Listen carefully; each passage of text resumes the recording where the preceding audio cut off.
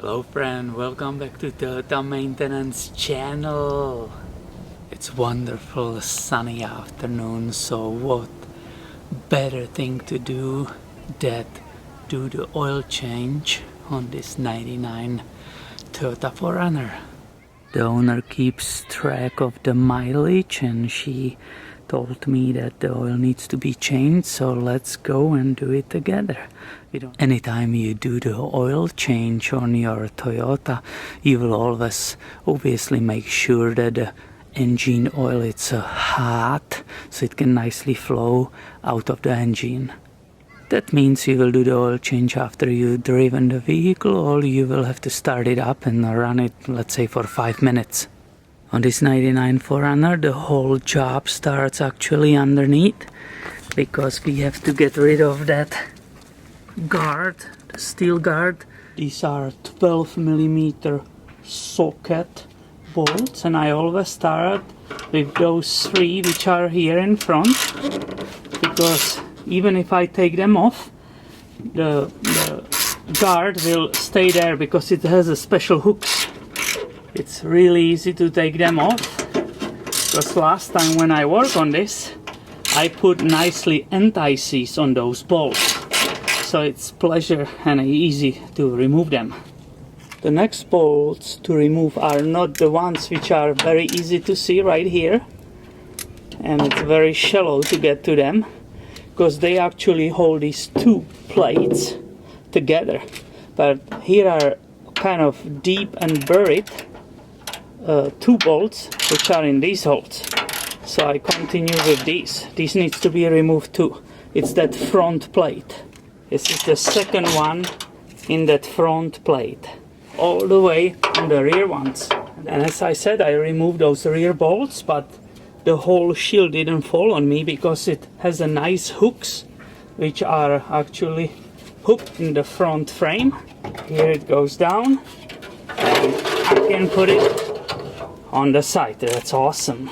So I have access to the engine oil pan. The socket, it's 14mm, and you probably don't see my face, but if you saw me, I'm giggling the entire time or smiling. You know why? Because this vehicle it's for 2-wheel drive, and that means way and way less mess when you do the oil change. It's basically about the oil filter than if you had a 4-wheel drive vehicle. So I will remove that bolt, including that washer which is there, right? I'm draining it right now. You can see it's black. It really needed to be done, and later on you will see why it's so much easier to do the 2-wheel drive, this generation of 4Runner, than 4-wheel drive. I'm coming up into the engine bay to open the filler cap, right here. The filler cap nicely tells me that it needs 5W30. I will not use anything else. It's really a good idea just to stick what the Toyota prescribes. And I'm going carefully clean it around. But guess what? I will put that cap back again, because I don't want to have any dirt falling in, right? So I allow the air to get in the whole engine and drain nicely. I will just sit it right there.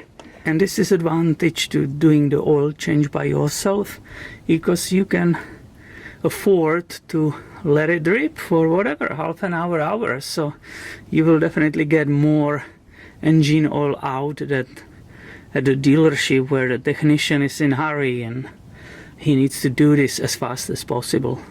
Now when the splash shield is off, it's obviously the great opportunity to wipe everything off, do the inspection, you know, and look if there are some leaks. The splash shield actually reminds me, sometimes the bolts will be so rusted. Actually, to remove and put a splash shield back took longer time than that oil change itself, and that's why I'm really making sure I always put on all those bolts anti-seize, so it's easy in the future to remove it. Now I can let it dripping, there's no problem, and I can continue with the engine oil filter. Now where is it? It's on the driver's side, you see that white there, and that's why I was saying it's way easier, because where you're looking right now, that's normally the front, axle of the four-wheel drive, and obviously this is four-wheel drive, so it's not here, so it's way easier to get to the filter, and also we will make way less mess right now.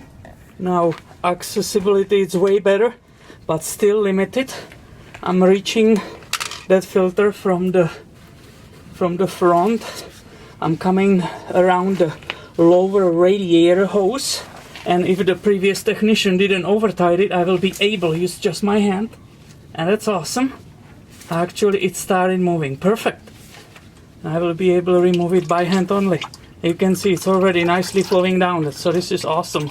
Good. As you can see, no mess at all, right? This is the old filter, so this is cool. I can put it on the side. This is that brand new filter. It's a Napa Gold. I will put very little amount of oil on that rubber gasket, right, to start it. And as I already discussed, this time I'll carefully put it there, and I will hand tight it only. The new filter is in the place, and I keep, just for myself, I keep cleaning everything.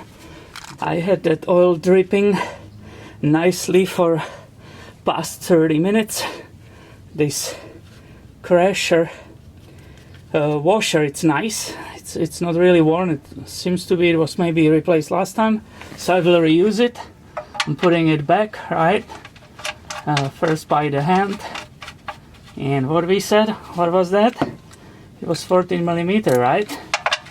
So now I'm going to tighten it nice and snug, but you don't want to overdo it, because you could damage the thread which is in the oil pan.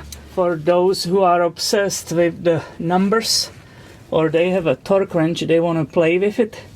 The torque for this drain plug, it's 33 foot-pounds of torque. And that means when this bolt is torqued, everything is clean and dry. That means I'm moving up there, because for right now I'm done here. And I think everybody will agree that this oil change was needed. Look at the color of the oil. It's definitely way too dirty. All the oil obviously needs to be recycled, so you can see how I deal with it. This is the drain pan, and it just keeps dripping in this large container. So I will perfectly catch all of it, and it will be recycled. But back to our oil change. The manual says that if you are changing the filter, the replacement will be 5.5 US quarts. So you can see here it's a 6 quarts of the 5W30. Obviously, I always try to avoid completely any spills, right? So if I can, if it's possible, I make a space, and I'm using funnels. So I will start pouring the oil, right? I have the filter, engine filter, and the plug, everything is on the bottom there.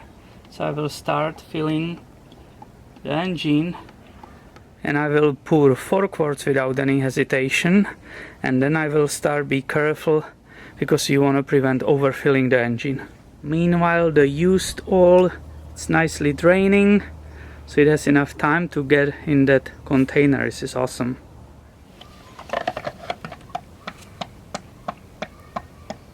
How many times I heard this sound?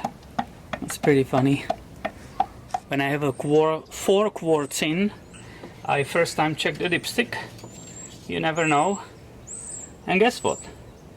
It's right below the minimum. So there is 5 quarts in. Let me check. And I have close to the top mark, but it's like only 2/3, which is fantastic. That means I did a great job in the draining that oiled oil. This is perfect. Right now I have 5.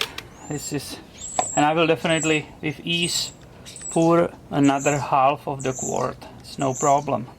I will not overfill it, I already know that. This is after 5.5. I don't know if you can see the oil is so clear, it's hard to see, but it's touching the top mark, which is that top hole, right? The bottom and the top one. So it's touching it perfectly right now. So dipstick is back. I will remove that funnel and I will definitely make sure I'm closing this nicely before I will first time start the engine. Alright, all the way, nice and closed. And now when I start it up, I'm watching very closely that the red light, which is for the oil pressure, it needs to go away really quickly, within like 2-3 seconds. So it's right there, underneath the RPM, and it's on, but it immediately actually went off. So I'm good.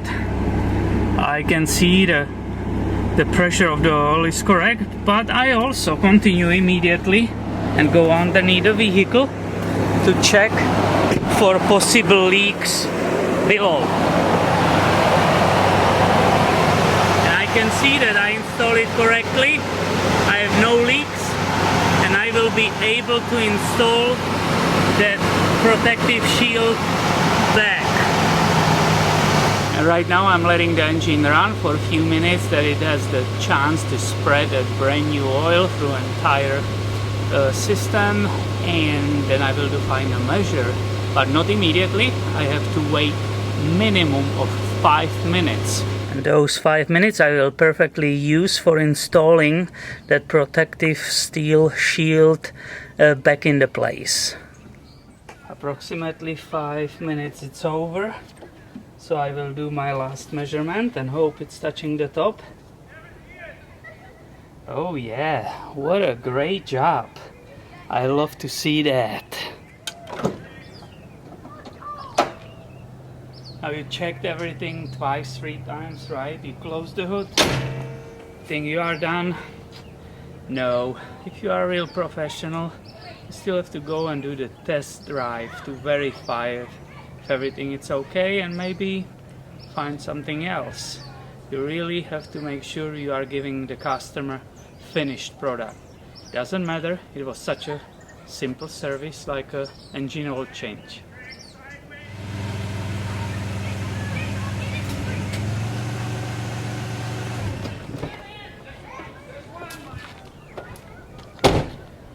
Alright, everything seems to be good. We did a good job today.